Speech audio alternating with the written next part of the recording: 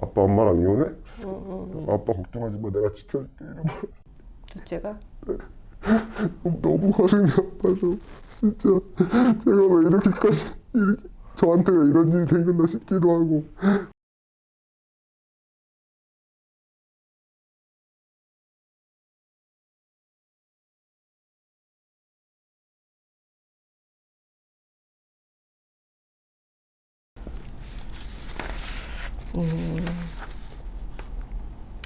지금 결혼하신 지가 4년, 그렇죠? 네, 아이는 3명이요. 나이가? 살이요. 아내분은 결혼 이후에는 전업 주부셨어요? 아니요, 처음에 아기 한 명 있을 때까지는 맞벌이를 진행을 했고요. 네. 그리고 둘째 때까지도 이제 맞벌이를 좀 하다가 셋째 낳고서부터 좀 쉬었습니다. 그 전에 그러면은 1년 정도는 같이 맞벌이 하신 거예요? 네, 같이 그 정도 맞벌이 했습니다.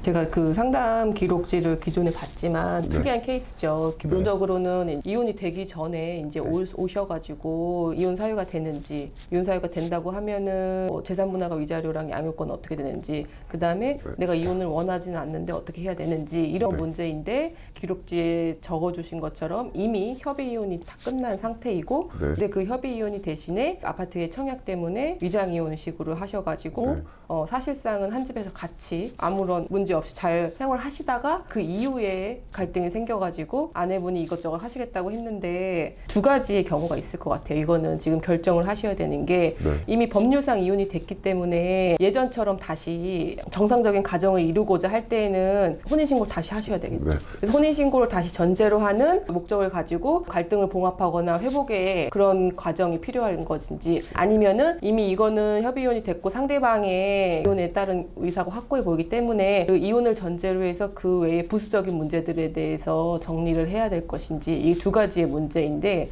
지금 원하시는 게 어떤 방향이에요? 저는 원래 전자로 말씀해 주신 네. 다시 협의를 해가지고 다시 합치는 게 제 방향인데요. 네. 근데 와이프는 지금 막 확고하고 있게 생각을 하고 있기 때문에 네.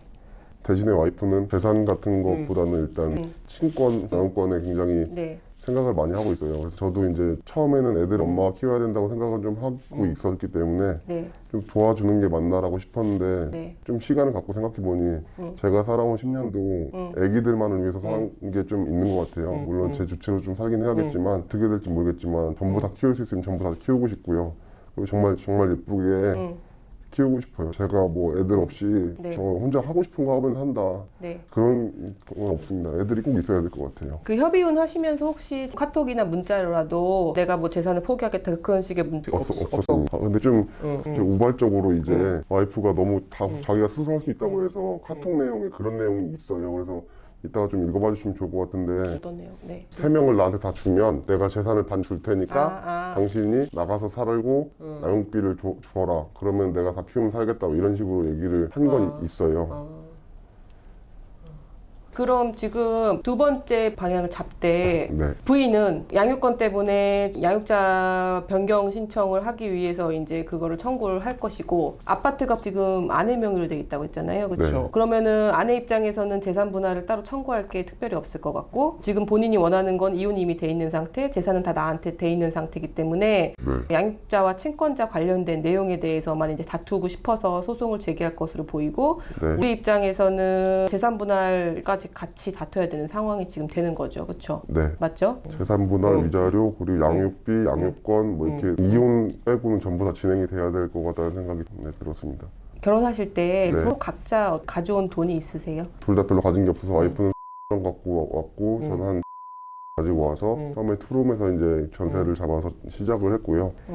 그러다가 이제 아파트를 샀는데 우연찮게 좀 코가 좀 상승을 했고. 뭐 분양 받으셨어요? 네. 그때 분양이 얼마 들어간 거죠? 네요. 있고 이거를 빚을 내서 샀어요. 우리 돈 들어간 거예요? 네. 그 다음에 여기서 거주하시다가 파셨어요? 네, 거주하다가 지금 살고 있는 집을 또 미분양이 돼서 그걸 샀고 그 다음에 처분을 했습니다. 요거는 그럼 처분은 어떻게 얼마에 하셨어요? 네, 했어요. 대출 빼고 후반대가 남았겠네? 네. 그렇죠?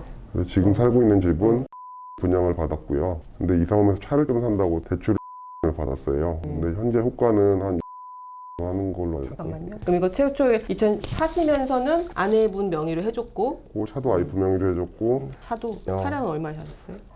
정도 될 것 같아요. 완납 다 하셨고 네. 본인이 생각하시기에 이 아파트에 대해서는 기여도 어떻다고 생각을 하세요?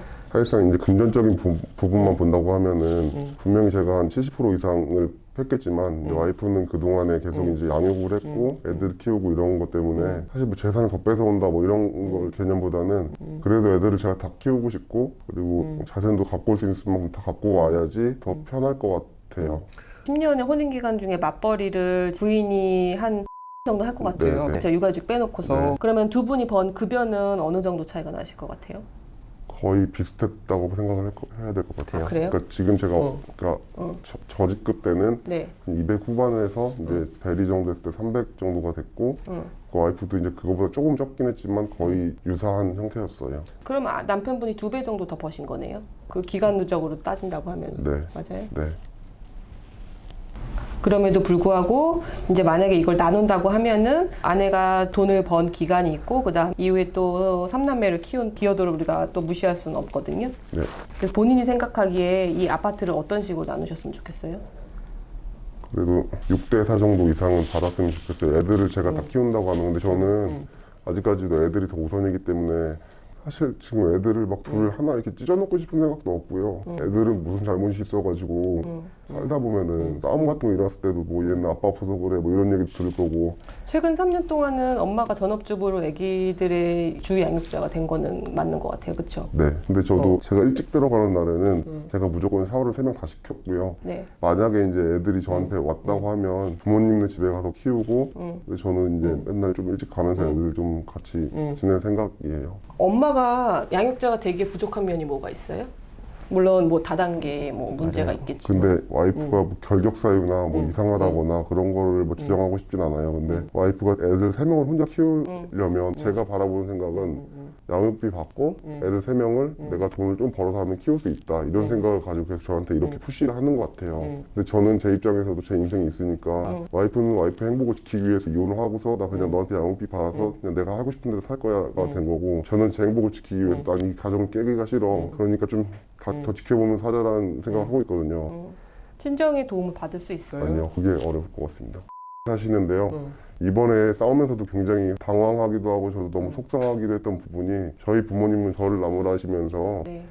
와이프를 좀 달래고 이렇게 하자. 아버지가 이제 처갓집에도 전화를 하셨어요. 그리고 저도 처갓집에 찾아갔고요. 그래서 저 심지어 와이프한테 잘못을 했으니까 무릎 꿇고 1시간 동안 울면서 나는 진짜 이 가정 못 깨겠다. 너도 정신 차리고 우리 같이 열심히 잘 살자. 남편분 뭘 잘못하셨어요? 그래도 잘못한 거 하나도 없는 것 같은데? 그래도 이제 폭력을 썼다는 막 이렇게 때리고 이렇게 하진 않았지만 네.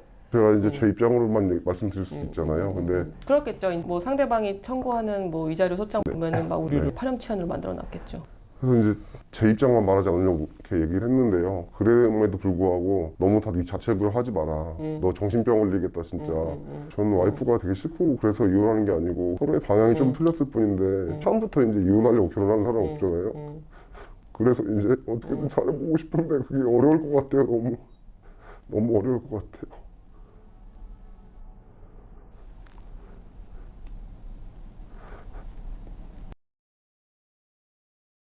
근데 이미 다 서류적으로 다 정리가 된 상황이라서 네. 이거를 부인의 마음을 돌려서 다시 잘해보자고 하면서 다시 혼인신고를 하기에는 사실은 조금 어려운 면이 있죠. 네. 양육권의 문제인데요. 양육권이 아빠한테 되게 썩 유리해 보이진 않아요.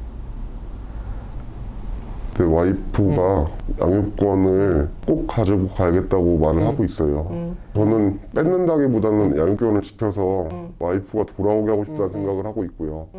엄마가 다단계에 빠졌다. 네. 뭐 물론 몇백만 원어치를 제품을 사고 했다. 근데 이제 본인이 빠져나왔고 더 이상 그런 거에 소비하지 않겠다라고 했을 때 그거를 문제 삼아서 양육자의 결격에 해당된다고 볼 수는 없을 것 같고요. 네. 기본적으로 제가 아까도 여쭤봤지만 엄마가 아기들 자체에 대해서는 전업맘으로서 잘 케어를 해왔다라고 아빠도 인정을 하는 부분이 네. 있어요. 그리고 본인도 양육권을 강력히 주장을 하는 상황에서 단순히 엄마가 경제적인 능력이 없다고 해서 엄마가 양육적으로 좀 부적격하다라고 보지는 않을 것 같아요.